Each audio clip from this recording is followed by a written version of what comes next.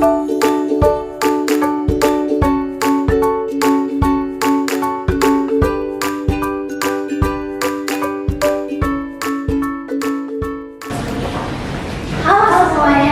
lagi di podcast Gelar Baru by Hima UPM. Kenalin, saya Kayla dan yang menemani saya Dan saya Olivia sebagai co-host di podcast ini. Sebenarnya kita mau bahas apa sih kayak di podcast ini? mungkin udah penasaran banget kali ya. Kita kasih tahu aja kali ya. Nah, di podcast kali ini kita akan membahas mengenai apakah AI dapat menggantikan pekerjaan seorang akuntan nih. Sedangkan sekarang kan kita berada di revolusi industri 5.0 yang dimana AI ini berkembang sangat pesat banget. Wah, menarik banget ya. Tapi sebelum kita masuk ke segmen selanjutnya, kita kenalan dulu kali ya narasumber kita, Ibu Indah Rahayu Lestari. Halo. Hai Ibu, apa kabar? Alhamdulillah baik. Mungkin Ibu bisa perkenalan dulu kali ya. Oh iya, perkenalkan nama saya Indah Rahayu Lestari. Saya dosen akuntansi di Universitas Budi Luhur. Oke, gimana nih hari ini kita mau membahas mengenai apa nih? Oke, hari ini kita akan bahas mengenai tentang apakah AI ini bisa menggantikan pekerjaan seorang akuntan. Oh gitu.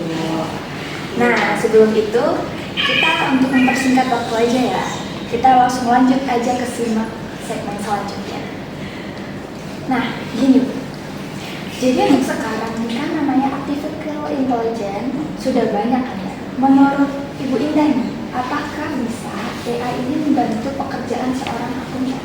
Oh gitu. AI itu memang bisa sih membantu pekerjaan dari akuntan. Karena kan ada banyak pekerjaan yang dilakukan akuntan sih, seperti misalnya dapat mengotomatisasi pembukuan. Nah, kan seperti Kayla tahu ya, pembukuan itu kan ada dulu proses pencatatan, ya kan. Nah, pencatatan itu sebenarnya nanti bisa dibantu dengan menggunakan AI gitu. Kemudian juga ada analisa laporan keuangan. Nah, analisa laporan keuangan di sini tuh seperti misalnya menganalisa gimana sih tren dan anomali dari keuangan kita gitu. Misalnya dari perusahaan nih, trennya misalnya dia akan berulang setiap 5 tahun sekali, dia akan ada peningkatan pendapatan, atau setiap 2 tahun sekali dia mengalami distress keuangan, ya kan. Kemudian juga bisa membantu menyusun penganggaran gitu. Bagaimana sih caranya si AI itu menyusun anggaran? Nah, biasanya mereka menggunakan data histori sebelumnya. Sebelumnya tuh bagaimana sih anggaran yang dirancang oleh perusahaan di tahun-tahun sebelumnya. Nah, AI bisa membantu pekerjaan itu. Kemudian mendeteksi kecurangan. Nah, biasanya mendeteksinya itu mereka akan mendeteksi apabila ada transaksi-transaksi yang tidak lazim atau aktivitas-aktivitas yang tidak sesuai dengan sebelumnya. Misalnya sebelumnya ada aktivitas-aktivitas apa, kok ini tidak umum pada kejadian yang sebelumnya gitu. Kemudian bisa juga untuk menyusun pajak. Menyusun pajak itu kan tahu ya, prosesnya itu sangat lama, panjang ya kan. Terus udah gitu untuk masing-masing pasal-pasalnya itu kan ada bisa dibilang ya unik dan kompleks ya. Nah, dengan adanya AI juga bisa membantu supaya proses penyusunannya lebih cepat. Kemudian untuk pengelolaan cash flow. Nah, dengan AI ini bisa membantu perusahaan bagaimana sih mengatur arus kas itu, kapan kita waktunya untuk bisa menagih ke ke pelanggan, kemudian kapan kita waktunya harus membayar kewajiban kita kepada vendor. Biasanya kan dengan AI itu ada pengingat buat kita, kapan sih waktunya kita melakukan hal-hal ini gitu kan. Kemudian untuk proses penggajian itu kan ya setiap masing-masing karyawan gajinya dalam satu kantor pasti berbeda kan, level-levelnya juga berbeda. Kemudian juga kan ada bonus, kemudian ada pajak yang harus dibayarkan untuk masing-masing karyawan, itu kan berbeda-beda. Nah, seperti itu. Jadi dengan bantuan AI, akuntan dapat lebih fokus mengerjakan proses yang bersifat strategis dibandingkan proses administrasi yang sebenarnya bisa dilakukan oleh AI gitu. Nah, lalu apa saja sih Bu manfaat yang dapat dirasakan seorang akuntan setelah memakai AI untuk membantu pekerjaan? Kalau untuk manfaatnya, ya yang pertama ya pasti efisiensi ya. Yang tadinya pekerjaan administrasi itu banyak bertumpuk, dengan adanya AI, pekerjaan itu lebih cepat dikerjakan, lebih efisien waktunya, juga efisien biayanya. Itu yang paling senang di perusahaan ya kan? Iya. Ya, karyawannya sedikit, pekerjaannya efisien waktunya, efisien juga biayanya gitu. Nah, kemudian yang kedua itu dapat mengurangi tingkat kesalahan. Nah, kan kalau kita ini kerja sudah misalnya satu hari kita kan kerja 8 jam, mengerjakan pekerjaannya itu aja dari pagi sampai sore. Nah, itu tingkat kesalahan itu makin lama makin sore makin tinggi. Iya. Dengan AI itu dia kan kerjanya konsisten, nggak kayak kita kalau udah makin lama, aduh capek gitu kan ya. Kalau AI enggak, ya dia nggak ada capeknya, udah kerjakan terus dari pagi sampai sore untuk pekerjaan administrasi yang berulang dan yang menurut kita mungkin lama-lama bosan gitu kan. Nah gitu. Nah yang ketiga, peningkatan analisa dalam pengambilan keputusan. Ya, jadi dapat menganalisa data yang sudah kita masukkan itu cepat, singkat, karena kan dia membacanya secara secara historik juga. Kemudian kan kalau kita kan mesti mikir, wah mau tren keuangannya gimana ya, mau analisanya, kita harus cari dulu data yang sebelumnya. Nah kalau dengan AI dia kan sudah bisa lebih cepat menarik datanya gitu. Kemudian mendeteksi adanya penipuan dan anomali gitu kan. Ya, mengidentifikasi ini ada transaksinya yang mencurigakan nggak ya? Gitu kan. Jadi kalau si AI dapat lebih cepat, kalau kita ya kembali lagi cek lagi lah yang lain. Kok biasanya kita bayar ini biar bayar vendor A, biasanya dengan barang ini harganya sekian. Kok tiba-tiba ada pelonjakan harga tanpa ada pemberitahuan gitu kan? Kalau kita kan harus cari dulu nih historinya, datanya. Nah, sementara kalau dengan AI dia bisa kasih kita data, oh kita mau data vendor ini, langsung keluar gitu kan. Kalau kita kan mana, apalagi iya betul harus pas cek dulu, apalagi kalau itu datanya adanya bentuknya kertas-kertas ini ya kan, harus cari iya bentuk fisik, saya harus cari ada di mana gitu kan. Nah kemudian ada yang namanya pengelolaan risiko yang lebih baik, itu dapat membantu mengidentifikasi serta mengelola risiko finansial yang mungkin dapat dihadapi pada saat adanya fluktuasi pasar, ya kan? Nah, terus kemudian ada yang namanya fokus pada prioritas. Jadi, ya itu kembali lagi para akuntan, ya udah berfokus pada kegiatan-kegiatan mana sih yang lebih prioritas dikerjakan dahulu gitu. Kan biasanya lebih ke bagian manajemen strategi gitu kan ya. Nah, sementara untuk seperti analisa angka, kemudian pekerjaan administrasi itu bisa dikerjakan oleh AI gitu.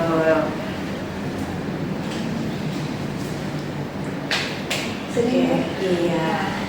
mungkin ini tentang AI. Iya. Nah kira-kira nantinya akan ada dampak yang besar nggak sih Bu, ketika kita menggunakan AI tersebut untuk membantu para akuntan? Mungkin ada dampak positif dan negatifnya. Kalau dampaknya itu udah pasti ada ya kan.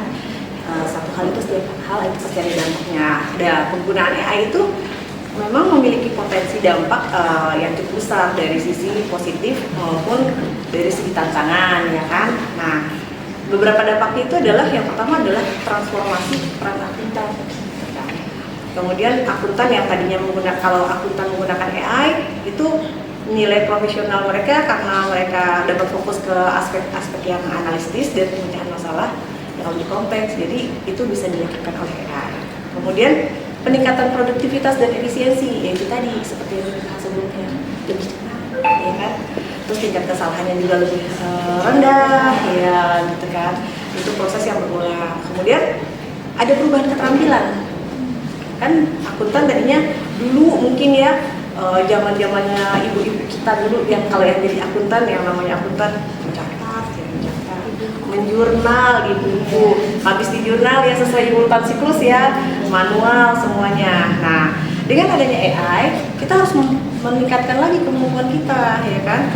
Kemudian mengembangkan keterampilan baru yang berkaitan dalam teknologi. Misalnya dari tadinya kita mencatat, naik ya kualitas naik lagi menjadi komputerisasi. Nah, sekarang ada lagi AI. Tuh. Kemudian untuk perubahan struktur organisasi jelas ada perubahan.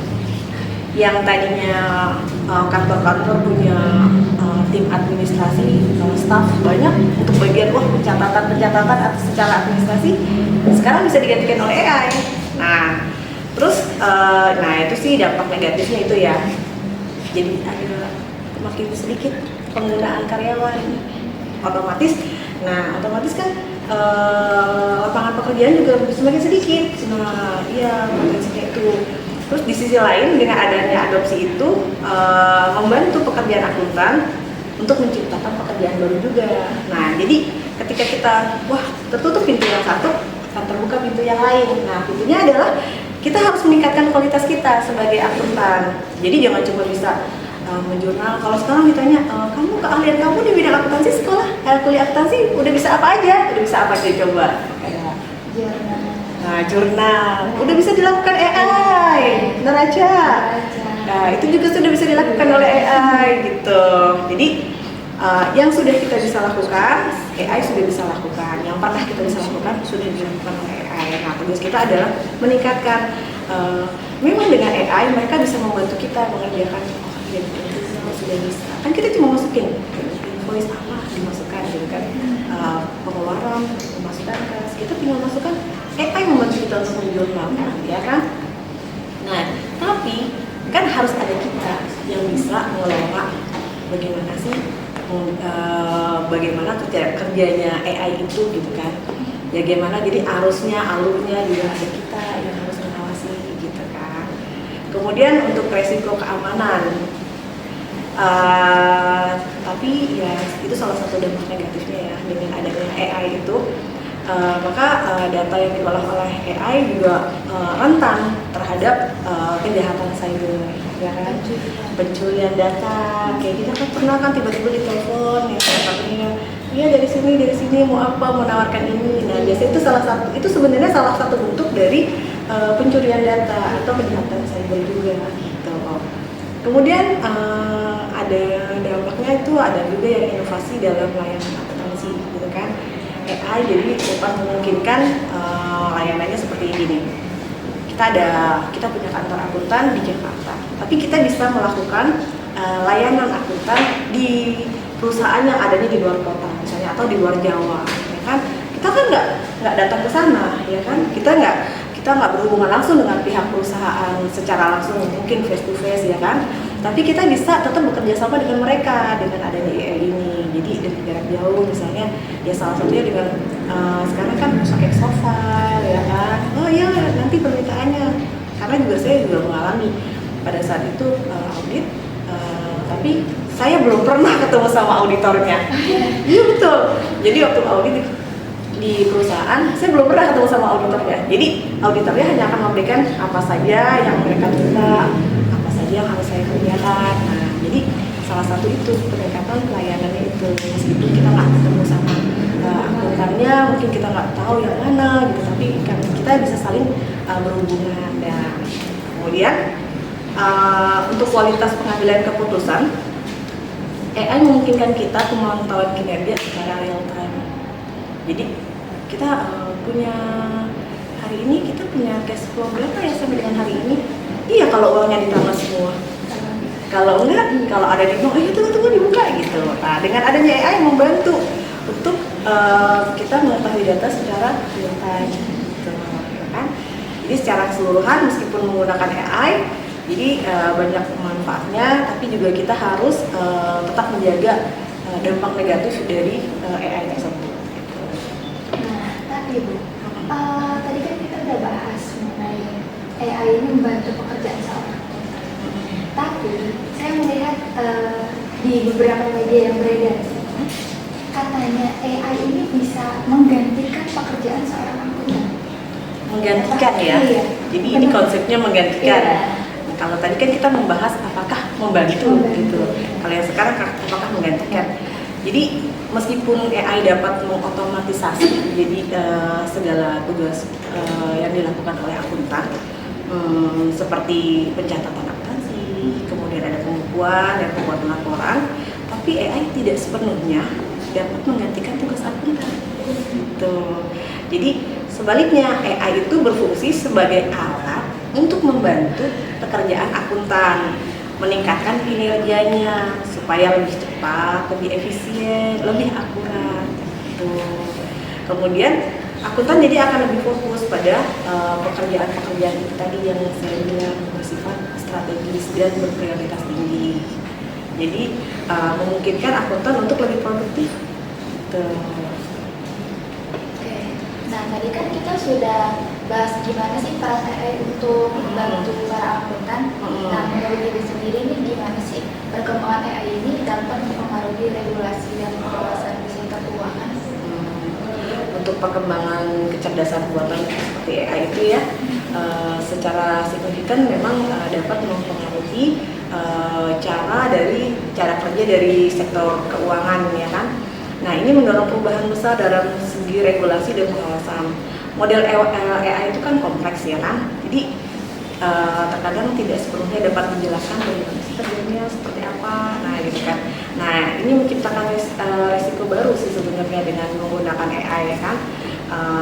Jadi kalau misalnya itu dengan menggunakan AI itu dengan regulasi, maka diperlukan pendekatan regulasi yang adaptif. Jadi pendekatannya itu bisa lebih fleksibel pendekatannya gitu. Jadi ada beberapa negara nih yang sudah mulai menerapkan menggunakan sistem AI gitu ya.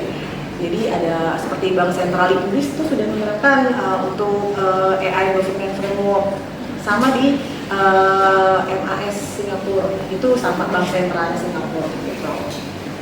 Kemudian di Uni Eropa juga ada yang namanya AI Act yang jadi mereka memetakan risiko AI dari segi keuangan secara prioritas gitu. Kita mau bahas lebih dalam lagi nih. Apakah AI ini dapat digunakan untuk meningkatkan audit? Dan bagaimana hal ini dapat mempengaruhi kepercayaan publik terhadap suatu laporan keuangan? Gitu. Jadi emang AI itu juga potensial sih untuk meningkatkan audit baik dari segi efisiensi, kedalaman analisis maupun dari deteksi risiko yang lebih dini gitu. Jadi dia bisa mendeteksi lebih dini karena mereka kan membaca secara data itu lebih cepat ya dibandingkan kita yang membaca gitu kan. Nah, jika digunakan secara tepat ini sebenarnya bisa meningkatkan kepercayaan publik terhadap laporan keuangan. Ya, beberapa manfaat AI itu untuk audit yang pertama adalah untuk analisa data secara masif dan real time. Jadi kan data yang dibaca untuk audit itu kan biasanya kan banyak datanya. Apalagi perusahaan itu skala transaksinya sudah banyak, kemudian sudah industrinya juga mungkin sudah multi industri ya perusahaan. Nah, datanya masif, mereka bisa baca data masif itu secara besar, secara banyak dan real time. Kemudian pendeteksi penipuan dan risiko secara proaktif itu mereka lebih cepat. Nah, tadi kan kita udah bahas dengan Bu Indah, seru banget kan ya. Nah, kita udah ngerasa nih habis ini kita udah mau berakhir. Wah. Nah, terima kasih untuk Bu Indah sudah meluangkan waktunya untuk hadir di sini bersama kita semua. Lalu semoga di obrolan kita tadi Sobat Akuntansi jadi lebih ngerti nih tentang bagaimana perkembangan AI mempengaruhi dalam bidang akuntansi ini. Ternyata AI itu nggak semengerikan itu loh, asalkan kita menggunakannya dengan bijak. Betul banget, semua tantangan pasti ada solusinya, asal kita mau belajar dan terus berbagi satu sama lain. Oke, terima kasih teman-teman semuanya yang sudah nonton podcast kita kali ini. Jangan lupa subscribe channel Hima UBL dan jangan lupa nyalakan lonceng notifikasinya supaya gak ketinggalan nih podcast terbaru dari kita. Dan buat sobat akuntansi yang sedang mencari kampus dengan kualitas pendidikan yang unggul, teknologi yang kekinian dan lingkungan positif, yuk join di Universitas Budiluhur. Di sini kamu gak cuma belajar teori, tetapi juga nilai-nilai kebudiluhuran yang siap bawa kamu menjadi insan profesional berkarakter.